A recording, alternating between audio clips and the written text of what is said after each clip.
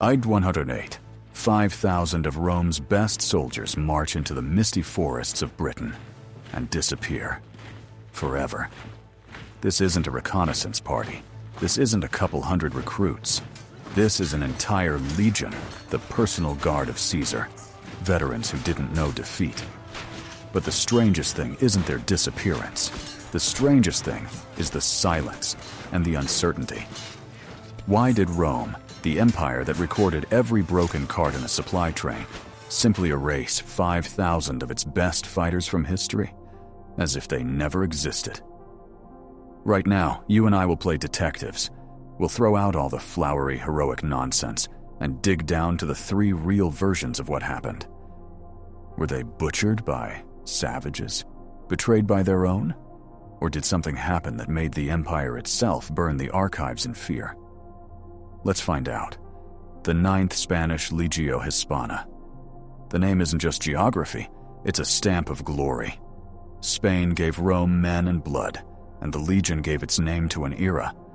It marched the empire's early roads under Caesar and Augustus, learning how to win and how to survive. A legion's reputation is forged in wars that don't forgive mistakes.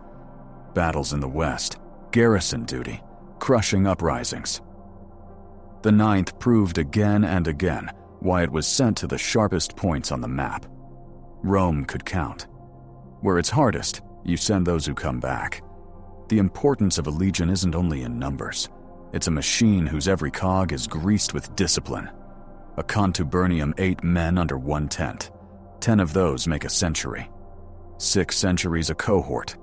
10 cohorts a legion.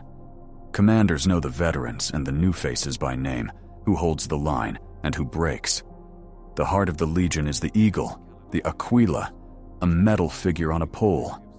Losing the eagle isn't just disgrace, it's a funeral procession. Rome will forgive a wound, a retreat, even panic, but not the loss of the eagle. With the eagle, the face of the legion disappears. The rest is just bones and numbers.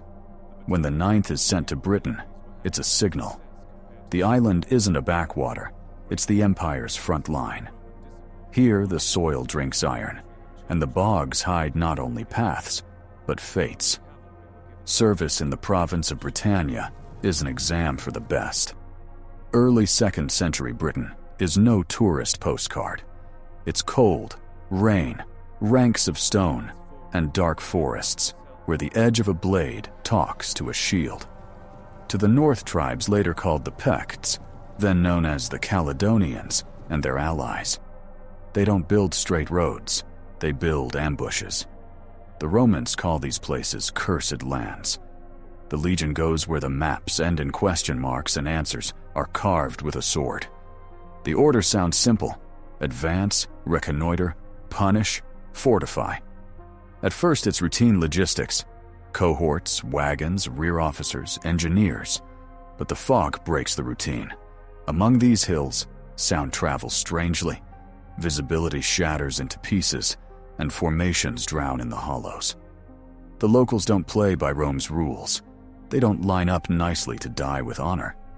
They vanish into the bracken like shadows and come back when the last bronze horn has gone quiet. And still, the Ninth keeps moving. Because this is Rome. Where it's hard, that's the way. The legion marches into the gray haze, and we never see it again. Records are the empire's nervous system. Rome loves to note everything: who arrived, who left, who received a reward, who felt the lash. For the Ninth, an abrupt hole. The last inscriptions from Britain are from around the start of the 2nd century. After that, a whisper, scraps, scars in stone. Why do the scribes fall silent? Why does a name that rang out for decades suddenly vanish from legion lists? Why does the eagle slip out of sight, as if the fog swallowed it? Against this silence rises another fact. Hadrian's Wall, a massive line of stone and earth. Walls don't grow out of calm. A wall is an answer to fear. Can we link the Ninth's disappearance with the decision to build a wall across the entire island? It's not a legal link. It's a link of logic. If a legion was lost in the northern meat grinder, the Empire concludes, the North must be cut off. Thus, the Ninth becomes legend. It's gone, but the traces of its absence carve themselves into the landscape more sharply than any chronicle. A ghost legion becomes a convenient void into which everyone pours their fear and their faith. Now comes the hard part. There are several versions, each tempting in its own way. We'll examine three main theories: annihilation in battle, quiet disbandment, redeployment, and loss in the East. And we'll test them not with emotion, but with arguments. Theory 1. Annihilation in battle. The Ninth Legion was destroyed in Britain in a catastrophic clash with northern tribes. Maybe during a raid, maybe attempting a siege, maybe in an effort to lift the siege of a Roman fort. Why is this version compelling? Because it explains the silence. Mass death isn't just minus 5,000 spears. It's a shock the authorities try to cover with silence, and with a policy of never again. Hadrian's Wall is exactly that kind of decision. Cut the threat off. Arguments in favor. Time and place logic. Pacifying the North was the island's chronic pain. Encirclement, sudden attacks, vanishing tracks, an ideal theater for killing even a well-drilled army. Psychology and politics. Rome doesn't advertise major failures, especially in wild provinces. Publicly admitting defeat hurts prestige. It's much easier to stay quiet, bury the topic under stone, and reshuffle personnel. Infrastructure reaction. The start of Hadrian's Wall aligns with the period when the Ninth dissolves in the sources. A wall is budget, manpower, planning. Projects like this don't appear out of nowhere. They ripen from a strong cause. Tactical vulnerability. A legion is power, but also bulk. In narrow valleys and boggy lowlands, a long column is a target. Loss of officers, panic in the rear ranks, gaps between cohorts, and the machine stops being a machine. Arguments against: no clear archaeological battlefield. For a disaster on this scale, we'd expect a layer. Bones, arrowheads, charred timbers, ash deposits. So far, nothing you can point to and say, this is the Ninth. Incomplete sources. Even if the chronicles are silent, there should remain indirect traces.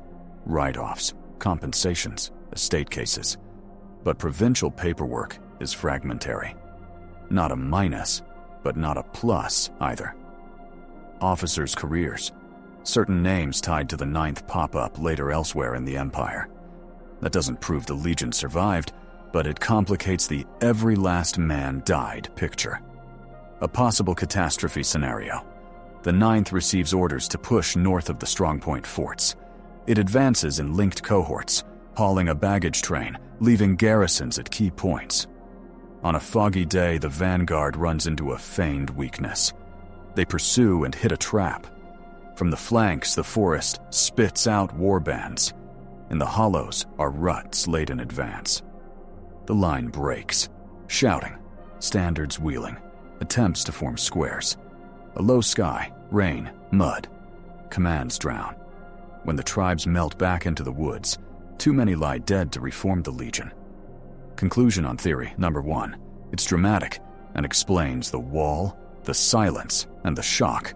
Its main weakness is the lack of an archaeological stamp of catastrophe. But Britain keeps her secrets bogs, preserve both iron and bones. No find today doesn't equal no event yesterday. Theory 2. Disbandment, the boring version. Essence, the Ninth didn't die. It was quietly disbanded. Men were redistributed to other units. The number 9 simply vanished from the rolls. Reasons: losses, reorganization, political decisions. Why is this version convenient?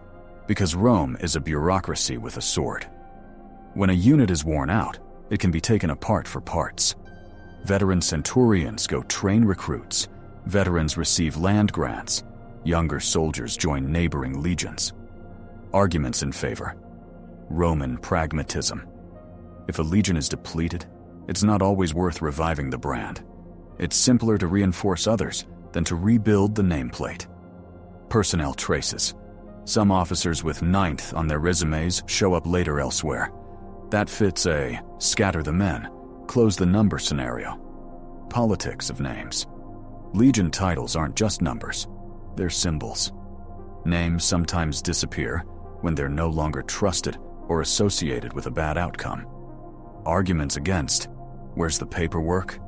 Yes, archives are incomplete, but for a full disbandment there are often indirect papers, listings of property, depot conversions, redistribution of standards. So far silence. The Eagle question. Where did it go? The Eagle doesn't quietly dissolve. It is transferred with ceremony or mourned. No ceremony. No calm scenario. Hadrian's Wall as a reaction. If everything was quietly dismantled, why build such a massive wall? Disbandment doesn't justify a mega project. Conclusion on theory number 2. Boring doesn't mean false. Rome loved quiet solutions. But this story's context is too loud to write it all off as routine. The version is viable, but weaker than a force explanation. Theory 3. Redeployment to the east. A loss outside Britain. Essence. The Ninth was withdrawn from Britain and sent to the eastern fronts, dangerous provinces where the Legion could have perished or dissolved in long campaigns. Possible destinations: Judea, Syria, Parthia, Armenia. In the east, legions could burn fast and leave few traces. Why is this version attractive? Because it answers, why no traces in Britain? Answer: because the traces aren't there. Arguments in favor. Historical logic. The east is the Empire's eternal fire. Entire units were consumed there, and chronicles didn't always note who exactly and when. Personnel echoes. Finding individual names tied to the Ninth in other provinces can be read as redeployment of staff and cadres. Transport reality. Rome could redeploy troops. They pulled units, shipped them, slotted them into the system. Could they?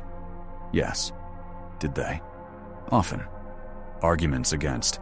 No clear eastern grave. No inscription saying the Ninth Legion died here. No memorial stones Rome loved to set on the bones of its victories and defeats. Timeline with Hadrian's Wall. Why raise a massive northern defense if the problem was simply moved away? The wall says it was too hot here. The quiet rebrand issue. Even if redeployed, we should see the number somewhere, on a stamp, an inscription, an expense roll. For now, the threads are thin. Conclusion on theory. For 3, the scenario is logical at the Empire's macro level, but specific Eastern fingerprints of the Ninth are scarce. The version remains possible, an elegant attempt to explain Britain's void with Eastern fire. We don't have smoking gun proof of anything.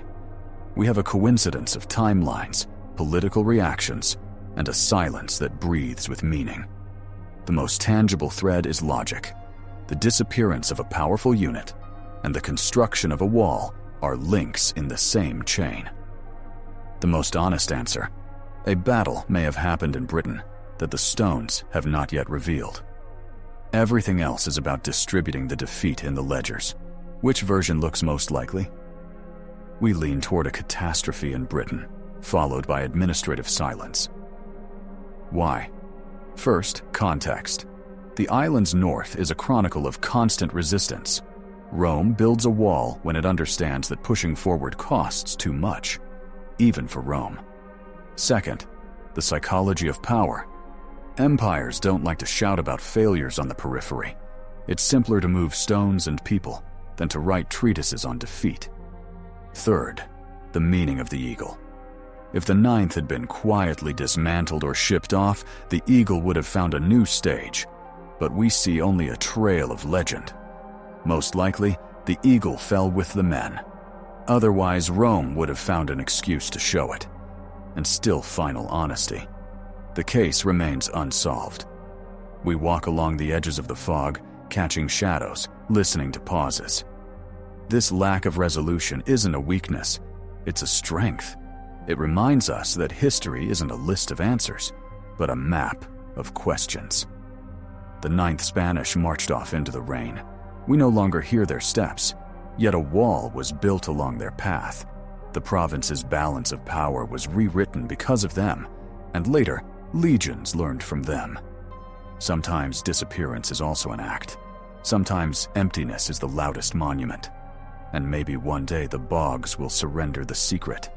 A shard of a fibula, a bundle of arrowheads, bones arranged in an order only a centurion would know. For now, silence. Silence in which you can hear the Empire drawing conclusions. Now it's your turn to enter the fog. Which theory do you find strongest? Annihilation in battle, the boring disbandment, or the Eastern Trail? What arguments did we underestimate? Which sources did we fail to hear? Post your version and why you believe it in the comments. Let's hold our staff council beneath this video. Facts, links, logic, and respect for each other. If you love investigations at the edge of history and thriller-like, and subscribe. Ahead lie new mysteries of antiquity, the Middle Ages, and the modern era. And yes, hit the bell. We'll keep looking for answers where they supposedly do not exist.